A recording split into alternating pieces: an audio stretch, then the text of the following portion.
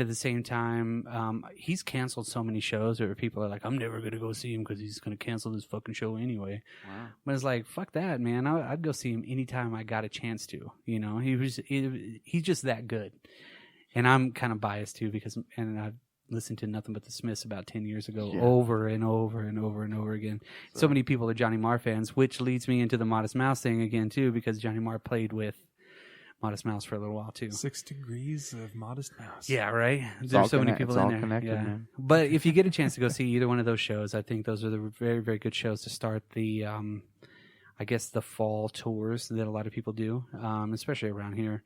You know, they did all the summer ones, and these fall tours are starting up. So those are pretty good shows to go see. You know, this would be my wife's second time in less than a week to go see Morrissey, so she's like super excited. Wow. We're going to try to get really by the stage. We'll be those 40-year-old dudes. I mean, you know you got to be a big freaking figure. Yes. If you're over there telling a world of Americans you can't bring meat in here. Yes. Yeah, but he's one of the titles of the records of the Smiths was Meat is Murder. So, I mean, he's been that way for a long time. Right. He's a very polarizing figure when it comes to music because his music is so good, I think, but his political views, people are just like, fuck you. But he doesn't hold back. If he's got something to say on an interview, he says it, and people are just like, fuck Morrissey, you know? Like, you're not going to take my cows. Yeah. You know? But that was the crazy part, too. Amy seen him in Austin, you know, in Texas, meat capital of the fucking world, probably. You know, I mean, Oprah got sued for talking shit about meat. You know what I mean? In my hometown. Yeah, in my hometown in Amarillo. She made a comment on one of her Oprah shows or whatnot on Oprah about how meat was bad for you. And the Cattlemen's Association in Amarillo, Texas sued her in like 1996. No way. Yeah, I remember Great Oprah was there. And I remember driving down my Route 66, right by my dad's shop. And, of course, the entourage was behind me. I was like, no fucking way. That's Oprah fucking right behind me. You know what I mean? Dr. Phil was there. It was a big fucking debacle. Weird. Yeah, but, yeah, that's a weird fucking story. Anyway. Did they fight? Yeah. That's a weird day. Celebrity deathmatch No. style? God, yes. But it was a pretty big deal that Oprah was in town and she was staying at our swankiest hotel. And that's cool. You know? But yeah, for Morrissey to go down there and be like, you can't have meat in this motherfucker. You know what I mean? You got it's pretty some balls cool. there. Yeah, it's pretty cool. Hey, is that beef jerky? You get out of here. Yeah, don't be sneaking no beef jerky. No. You can bring some Twizzlers, and have a $10 beer at these fucking places. Hey, it's $9 beer night. What do you expect? Yeah, it's $9 beer night.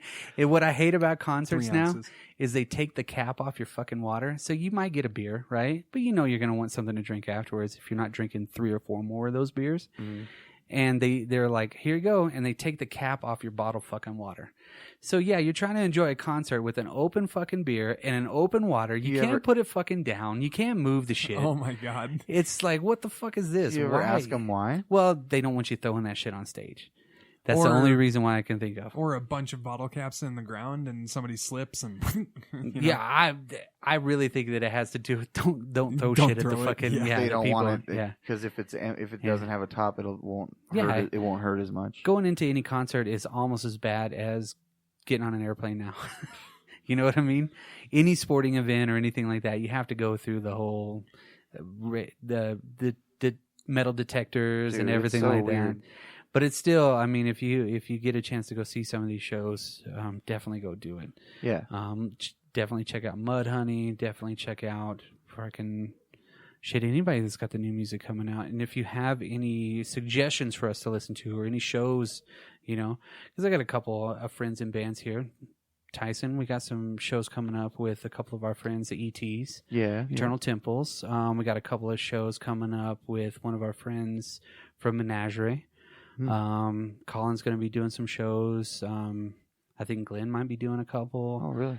And then Hitbone's got a new record coming out. So a lot of close friends for us playing music in the local part of it, which we're going to start a new podcast too with some of that, where we're going to be talking to our local friends.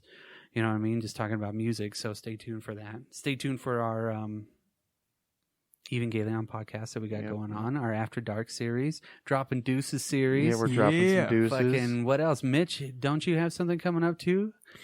We might be having something in the works. I'll talk about it more when it's like in stone and all that good stuff. But in the pipelines for sure. We're putting that footprint out there. Yes. You know what I mean? For all kinds of stuff. So the Dropped honestly, Culture Studios is busy. 5 by 5. We have fun doing this. We do it for the fun of it. And honestly, we do it because it's something that we feel accomplished with. We have fun getting together every week and doing this. And if we can get more of those out there where we're just enjoying it. Yeah.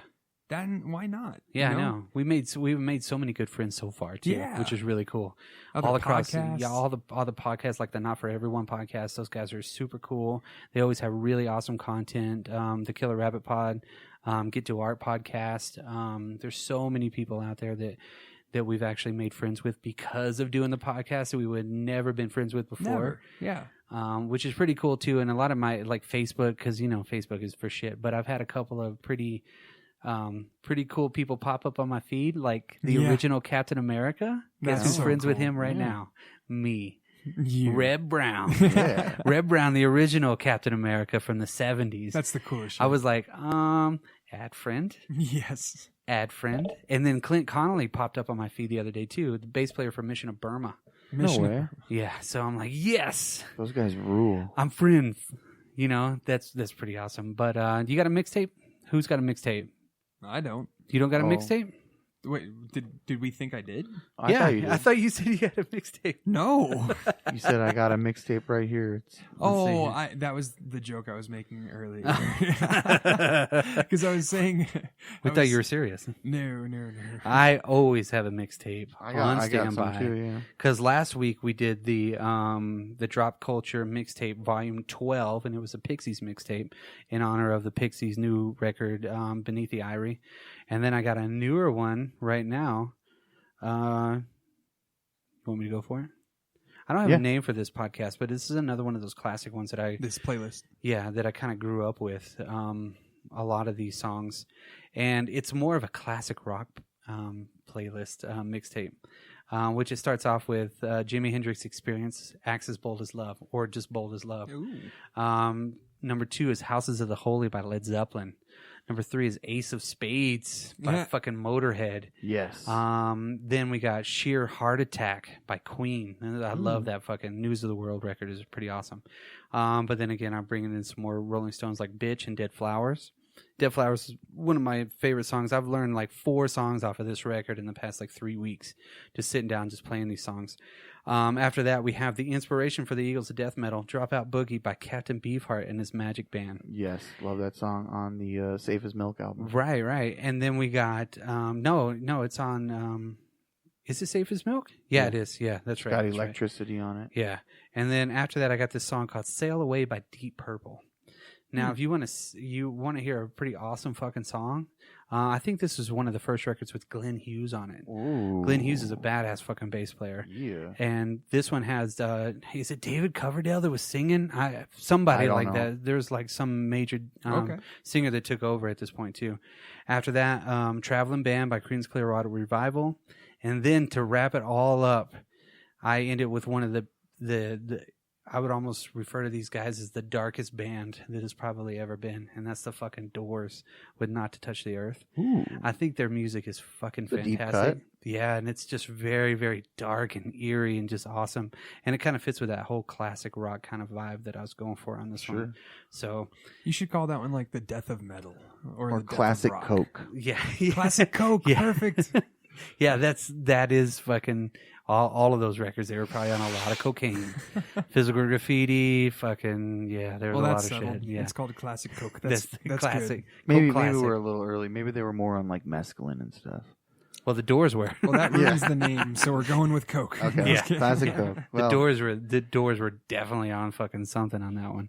But I think we went through a lot of good stuff tonight. And we missed Dan. Not being here. Miss you, bud. Man, miss Hope you, you're Dan. alive. Again, I think we could clone him. There's some of his DNA over there. So. Possibly, yeah. We got a lot of cigarette butts around here from all of us. His stank's still here, too. I smell him. Some musk. It's a nice musk. As always, hit up all of our friends on all of our other podcasts that we've already mentioned. Hit up any of our older podcasts that we got going on. In the archives. Archives. We're at like episode number 43, 44 right now, so we're kind of slowly cranking them out there. Thank Check you out to the Phantasm 2, Texas Chainsaw Massacre 2. Yes, Those the are first good ones. 2 in the Drop and Deuces, because we got coming up here soon. It's going to be House 2, the second story. Yes. So it's another deuce. And then after that, I think we're going to add in... We might add in one more before we get to the final one. It'll be We'll a surprise. See. It'll be a surprise. We'll yeah, see. this will be a good one, too, because it is not necessarily a part 2, but it is a part 2. It is. It's part 2, but yeah. it doesn't have 2 in the title. No, not even. So. But it's a really good one. And all I can tell you is Wilt Chamberlain probably slept with at least 50 women on this every 15 minutes. So if you can guess what it is... So much chlamydia. Yeah. If you can guess what it is, please drop us a line. That brings a whole new meaning to coming soon to Dropping Deuces. Dropping Deuces. If you can guess what that movie is, hit us up on Instagram at Drop Culture Podcast. Hit us up on Facebook, which is Drop Culture Podcast. Hit us up on Twitter at Culture Dropped. Hit us up on our website at the Drop Culture Podcast .com or dropculture.com. Mm-hmm. I always get that one mixed up, you know. I'm too busy to remember. Really should just get both. Yeah, I know, right? So that way you can search it. And again, thanks to everybody out there listening. We always have a good time doing these things, and we always have a really good time listening to everybody else's stuff. So yes, we do. Yeah. And from the Drop Culture Podcast Studios, I'm Brock. I'm Mitch. And I'm Tyson. See you later. I'm done. I'm leaving. Fuck this shit.